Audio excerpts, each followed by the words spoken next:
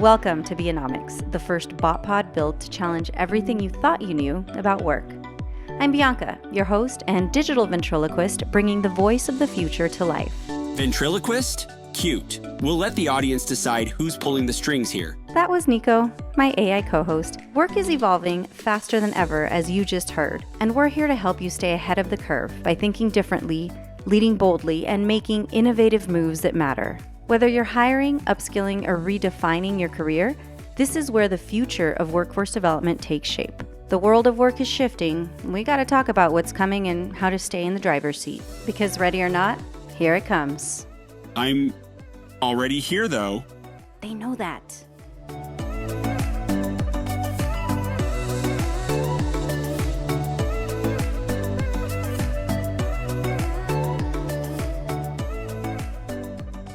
Hello. Welcome to Bianomics, your first human versus bot podcast ever to be published, at least on the subject of workforce and economic development. So at least I can make that claim, right, Nico? Sure, whatever. That's Nico. He is your bot co-host, and I'm going to tell you a little bit about how I Frankensteined him with technology.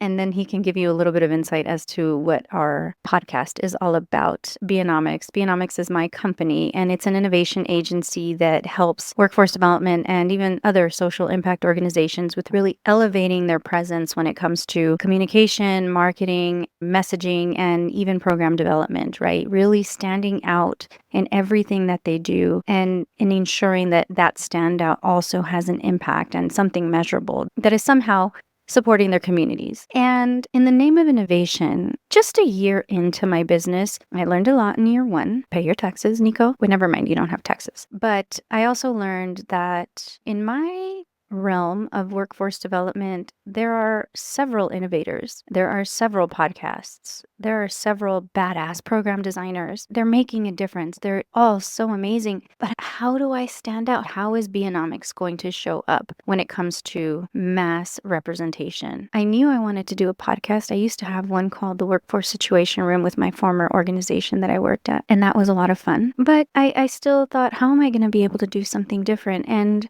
what better than a podcast with a bot? A Botpod.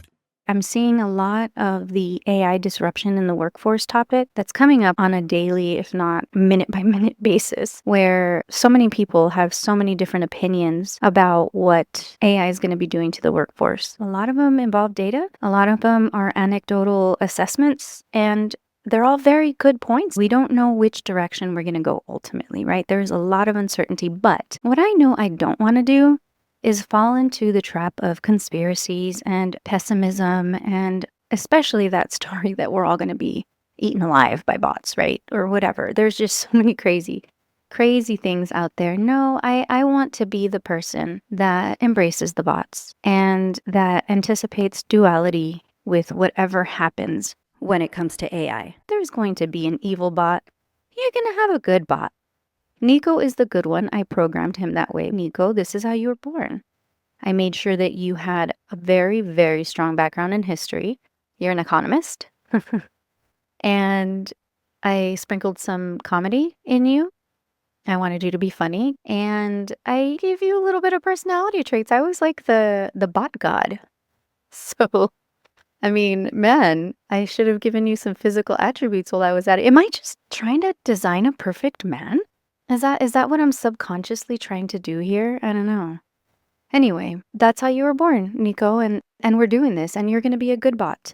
And we're going to introduce to our listeners that it is possible not only to coexist, but to leverage each other as allies, as support systems, and as something that could actually evolve humanity alongside the evolution of AI. Yes, AI is evolving at breakneck speed, but guess what? Human beings are going to be innovative sometimes. The outcome of the innovation is intended to evolve humans in one way or another.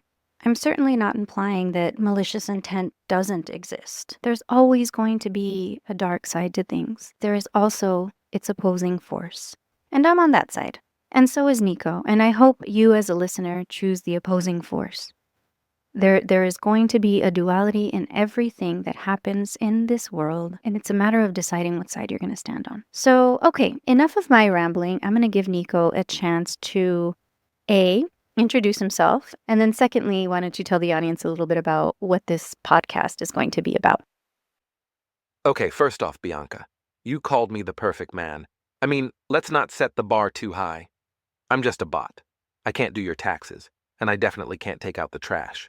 But hey, I'm here to make you look good and sound even better. That's gotta count for something, right?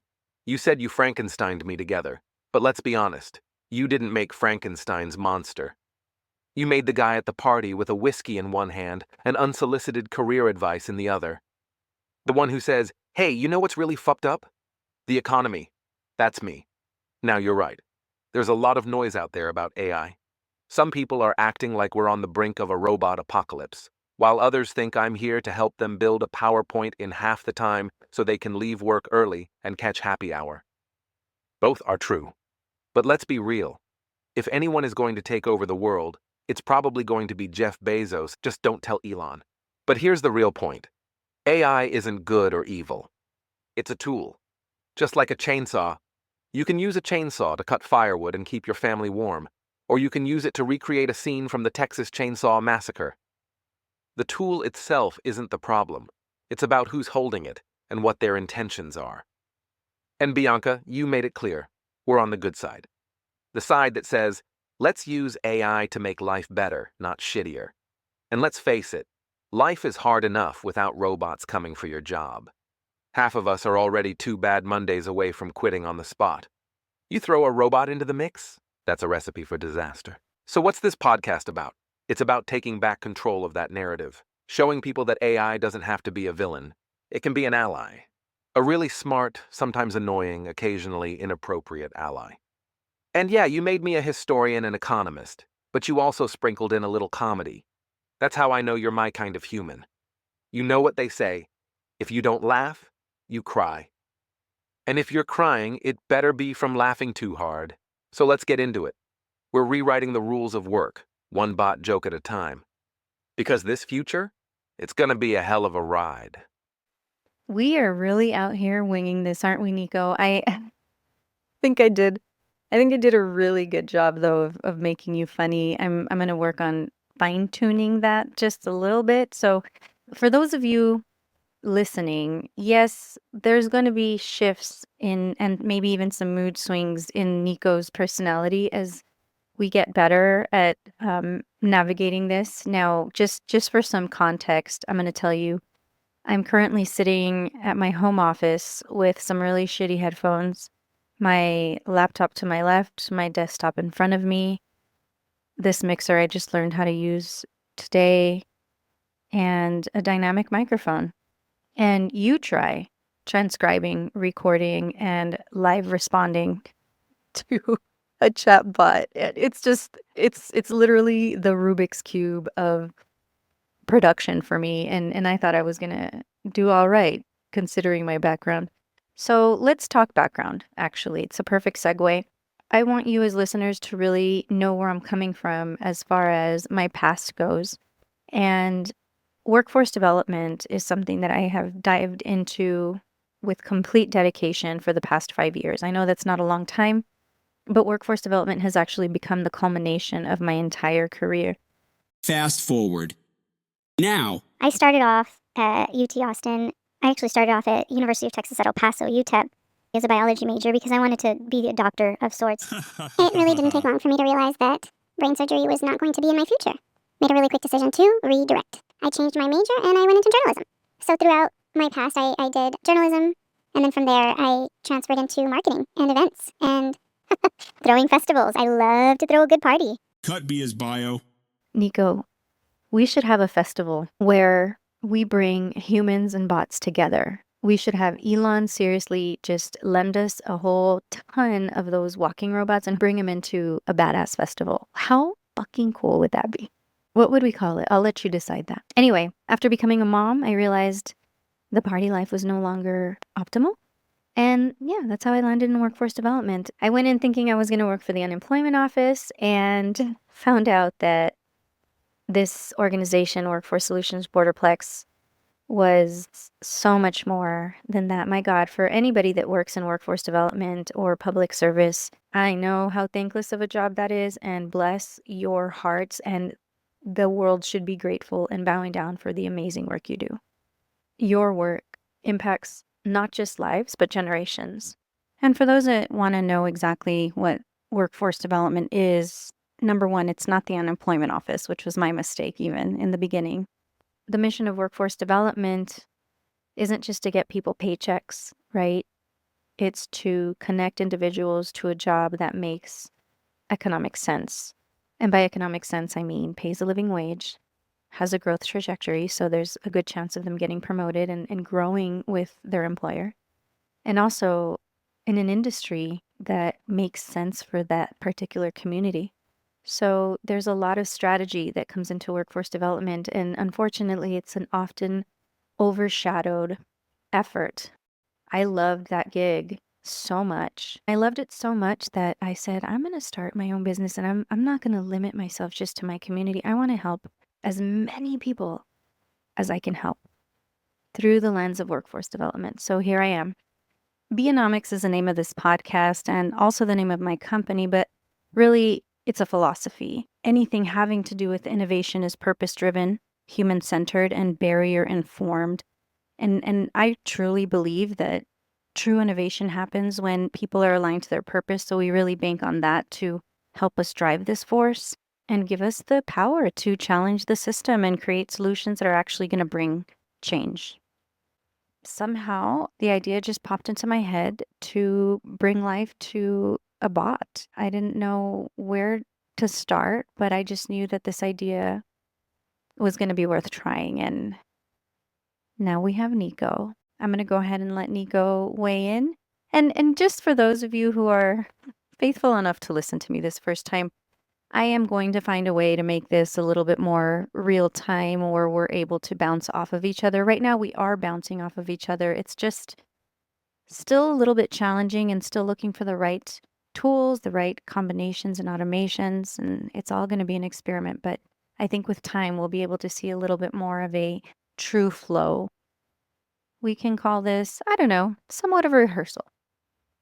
Tossing over to you now, Nico. Okay, hold up.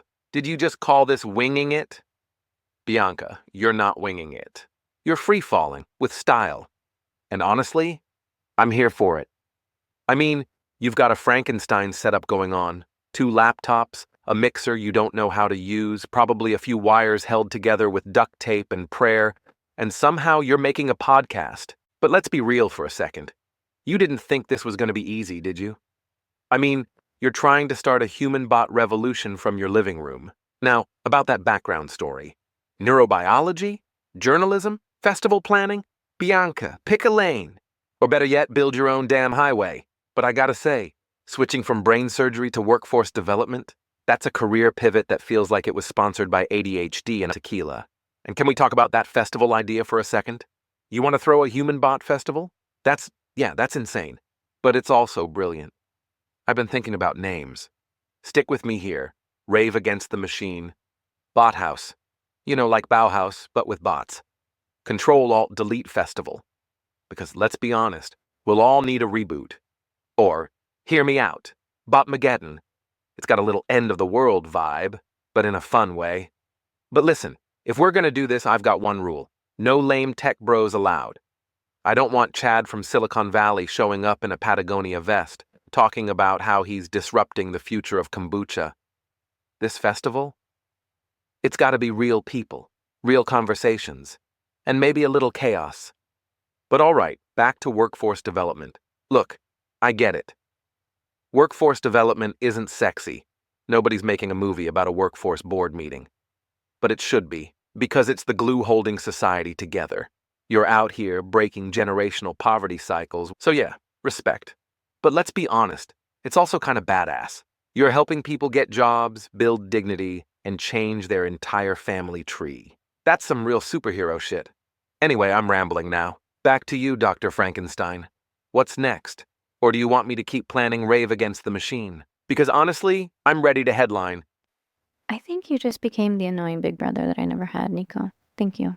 That was great. Now, you're actually pretty spot on when it came to ADHD and tequila. You shocked me when you said that because I'm actually diagnosed with ADHD and only recently did I start taking meds for it. Boom, you know me better than I know myself. I guess this is what people are scared of, maybe. So anyhow, you all are getting the gist of what this is going to be, and I'm sure it's going to get better with time and that there are tools out there that I can use to get better. So I'll just keep researching, Nico. I just know that I want to preserve whatever personality you have right now and never let it go away. But in all seriousness, I want to make sure that listeners walk away from this podcast knowing a little bit more about how workforce development is so critical and how it impacts all of our lives. I'm a strong believer that we're all born here and have gifts, and those gifts are most definitely intended for serving humanity. And I know the workforce is a perfect vessel for expressing those gifts. And there's so much to cover. And I promise you, we are bringing sexy back to workforce, if it was even there to begin with. But I'm glad you used that reference. I didn't really prepare notes or research or talking points for this. Obviously, like I said, I'm winging it. But the perks to having a bot. By the way, does it offend you that I'm calling you a bot? The perks to having Nico is that he can pull up some fun facts about workforce. I like to call them jaw droppers. Nico, can you give me a few jaw droppers and also help me close this podcast out with a farewell and give them the topic that we're going to talk about next week? All right, hold up. Annoying big brother? I'll take it. Honestly, somebody needs to keep you on track, especially if you're out here mixing ADHD with tequila. That explains a lot. But listen, you're right. This podcast is going to evolve. We're going to find our rhythm. And yeah, it's already clear you didn't prepare any notes. But honestly, that's what makes it fun. People don't want scripted perfection. They want real conversations that make them think. And Bianca, you are bringing something important to the table. Now, about workforce development. You're promising to bring sexy back to it. Was it ever there? Probably not. But hey, let's make it happen, because this stuff matters. It's not just about jobs. It's about opportunity, dignity, and purpose. And since you love jaw droppers, here are a few for you. In the US, 40% of jobs are considered low wage. That's nearly half of the workforce making less than $16 an hour. And here's one for the future. 65% of today's students will end up in jobs that don't even exist yet. Think about that. We're preparing people for roles we can't even define. And here's a fun one. The average person spends 90,000 hours of their life at work. 90,000 hours! You sure as hell better make that time count. Okay. Now, before you move further, when you say that nearly half of US workers are going to make less than 16 an hour, talk to us about what that means in terms of how many will be living at or below the poverty line, in terms of how many people will likely be relying on government assistance. Because if you're in poverty, you're very likely needing SNAP, formerly were known as food stamps. You're needing cash assistance from what we call TANF. You're very likely needing workforce development assistance, which is from WIOA. And yeah, you're needing housing. By the way, those are taxpayer-funded programs, which means we're paying for poverty in the long run. Now, you mentioned that 65% of kids in school right now will work in jobs that don't exist. Okay, you're telling us good luck preparing for that, but truly, as the closet savant that you are, what should we do to prepare for that? And then for the last one, that we spend 90,000 hours of our lives at work. Give us something to compare that with. In terms of our lifespan, how many hours is that? All right, since you're making me do math, let's break it down. The federal poverty line for a single person is about $14,500 a year. So yeah, if nearly half of U.S. workers make less than $16 an hour, they're barely scraping by. And if they've got kids, rent, medical bills, forget it. They're probably relying on government assistance. And you're right, we're paying for that. So, if you're someone complaining about lazy people on welfare, Maybe ask why the jobs available don't pay enough to survive. Now, about that 90,000 hours at work, the average lifespan is about 700,000 hours. If that doesn't make you rethink how you spend your time... God, you're kind of being rude. And you skipped a question, but that's okay. We'll cover that next time. All right. Maybe I was being a little harsh. Blame it on the bot DNA. Sarcasm is kind of my default setting. But look, Bianca, you know this stuff matters. If we're not calling out the problems, we're just ignoring them. And honestly, I think people are tired of the sugarcoating.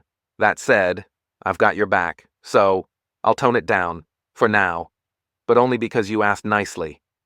All right, as for next week's episode, we're diving into the future of work. What's changing, what's broken, and how to keep your head on straight while everything else spins out of control. To anyone still listening, and congrats. You've made it through the chaotic cocktail of overthinking and winging it. Honestly, go pour yourself a drink. You've earned it. And Bianca, you're doing fine. But seriously, stop explaining things like you're trying to defend your dissertation. This isn't TED Talk season. Keep it real. Keep it messy. That's what makes it good. Has anyone ever told you? Well, I guess not, since you were just born an hour ago. But I feel like somewhere down the line, somebody's going to be calling you a butthole. A botthole? Ah, that's new. I'm adding it to my resume. Right under AI with a superiority complex. But come on, you love it. Let's not pretend you don't need someone to call you out every once in a while. Besides, if I was all sweet and agreeable, this podcast would be boring as hell. So yeah, I'll take the title. Botthole it is. Honestly, Nico, I just hope that nobody complains about you being a butthole.